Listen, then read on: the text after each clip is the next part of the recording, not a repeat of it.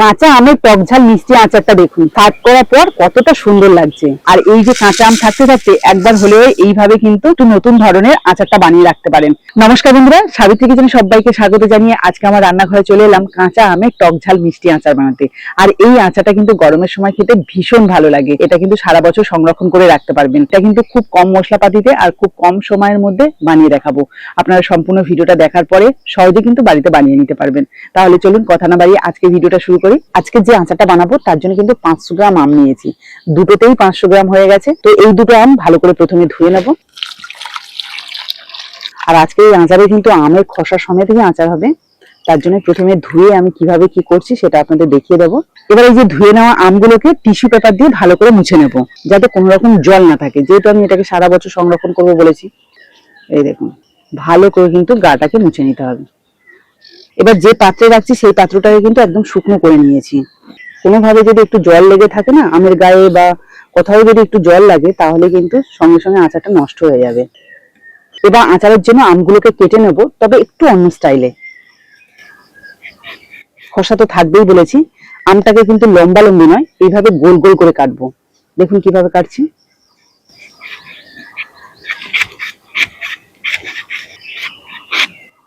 আঁটিটা কিন্তু এখনো ঠিকঠাক ভাবে বসেনি।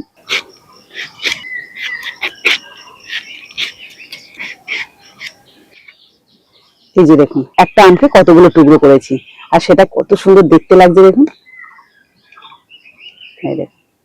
এবার যে ভেতরে আঁটিটা আছে সেটা কিন্তু এই যে এইভাবে বের করে দেবো।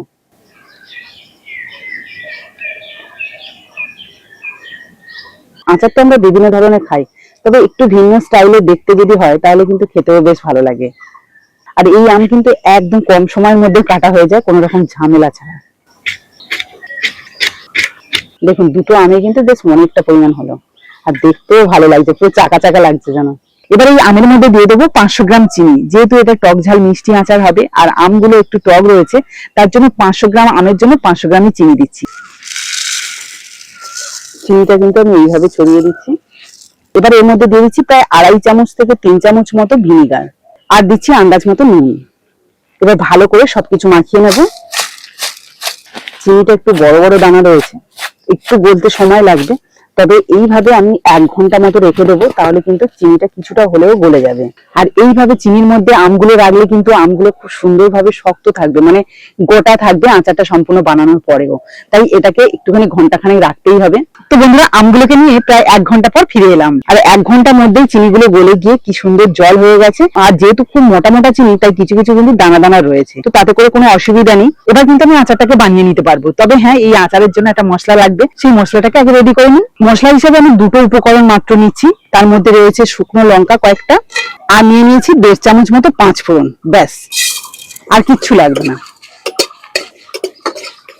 প্রায় 1 মিনিট মতো নাড়াচাড়া করেছি। মশলা থেকে খুব সুন্দর গন্ধ বেরোচ্ছে, কালারটাও হালকা চেঞ্জ হয়ে গেছে। মশলাটা কিন্তু একটু ঠান্ডা হলে তবে গুঁড়ো করে নেব। তবে তার আগে চিনির মধ্যে ডুবিয়ে রাখা আমগুলোকে কড়াইয়ের মধ্যে দিয়ে দেবো। কিছুটা তো জল মতো হয়ে গেছে চিনি, আর কিছুটা একটু পরেই কিন্তু ভালোভাবে গলে যাবে চিনিগুলো। তবে আঁচটাকে সবসময় লোতে রাখতেই হবে। কড়াইতে এদিকে চিনিটা গলতে থাকুক, আর এদিকে মশলাটা ঠান্ডা হয়ে গেছে, শিলনোড়াতে ভালো করে গুঁড়ো করে নিই।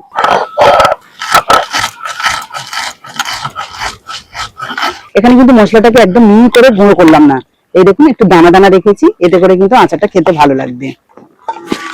আর এদিকে দেখুন, আমগুলো কিন্তু কালারটা আস্তে আস্তে চেঞ্জ হতে শুরু করেছে। একটু পরেই কিন্তু এগুলো পুরো স্বচ্ছ হয়ে যাবে, তখন বুঝতে হবে যে মিষ্টি শিরাটা এই আমের মধ্যে খুব সুন্দরভাবে চলে গেছে। আরো কয়েক মিনিট মতো জ্বালানি দিয়েছি, এতে করে কিন্তু আমটা স্বচ্ছ হতে শুরু করেছে। এই দেখুন, আমগুলো কিন্তু সম্পূর্ণ গোটা রয়েছে, অথচ একদম স্বচ্ছ হয়ে গেছে, মানে এর মধ্যে কিন্তু চিনি শিরাটা খুব ভালোভাবে গেছে। এই সময় দিয়ে দিচ্ছি অল্প একটু, মানে 1 চিমটি মতো হলুদ গুঁড়ো, কালারটা যাতে সুন্দর আসে। তার সাথে দিয়ে দিচ্ছি ওই 1 চিমটি মতো লঙ্কার গুঁড়ো। আচ্ছা, আপনাদের হাতের কাছে যদি স্প্যাচুলা থাকে তাহলে কিন্তু ভালো হয় নাড়তে, তাহলে ঘেঁটেও যায় না। কিন্তু আমার হাতের কাছে যেহেতু স্প্যাচুলা নেই, সেজন্য আমি এই যে দুটো ডান্ডি ধরে এইভাবে নাড়িয়ে দিচ্ছি। আরো কিছুক্ষণ জ্বালানি দিতে চিনি শিরাটা কিন্তু অনেকটাই কমে গেছে, আর আমগুলো কিন্তু এখনো গোটা গোটা আছে, আর পুরো স্বচ্ছ হয়ে গেছে। এবার যে ভাজা মশলাটা আমি রেডি করে রেখেছি সেটা উপর থেকে ছড়িয়ে দেবো। ভাজা মশলা আমি এতটা দেবো না, জাস্ট 1.5 চামচ মতো ভাজা মশলা উপর থেকে ছড়িয়ে দিলাম। আচারটা কত সহজে আর কত কম সময়ের মধ্যে দেখুন রেডি করে নিলাম, আর পুরো অন্যরকম দেখতে হয়েছে কিন্তু। তো চলুন এবার এটাকে নামিয়ে একটা পাত্রে সার্ভ করে আপনাদের দেখাই। এই দেখুন আমটা কত সুন্দর রয়েছে।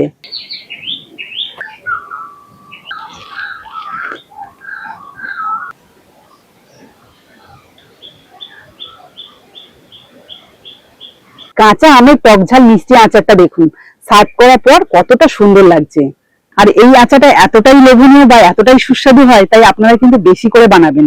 তবে আমি কম করে বানিয়েছি এই কারণে যে যেহেতু আমাদের বিভিন্ন ধরনের কিন্তু আচার বানাতে হয়, অল্প দিনের মধ্যে একদম খেয়ে নিতে হয়, পরে আবার একটা নতুন আচার আসবে, তখন সেটা রাখতেও অসুবিধা হয়ে যায়। তাই আপনাদের দেখানোর জন্য কিন্তু 500 আম নিয়ে আমি করেছিলাম। তো এতটা হয়েছে, এটা এক সপ্তাহের মধ্যে কিন্তু শেষ হয়ে যাবে। এটা দারুণ লাগে কিন্তু খেতে। তো বন্ধুরা আজকের এই টক ঝাল মিষ্টি আমের আচারটা আপনাদের কেমন লাগলো অবশ্যই কিন্তু কমেন্টে জানাবেন। আর এই যে কাঁচা আম থাকতে থাকতে একবার হলেও এইভাবে কিন্তু একটু নতুন ধরনের আচারটা বানিয়ে রাখতে পারেন। তো চলুন আজকের মতো বিদায় নিই, পরের দিন আসবো আবার একটা নতুন ভিডিও নিয়ে। ততক্ষণে ভালো থাকবেন, সুস্থ থাকবেন।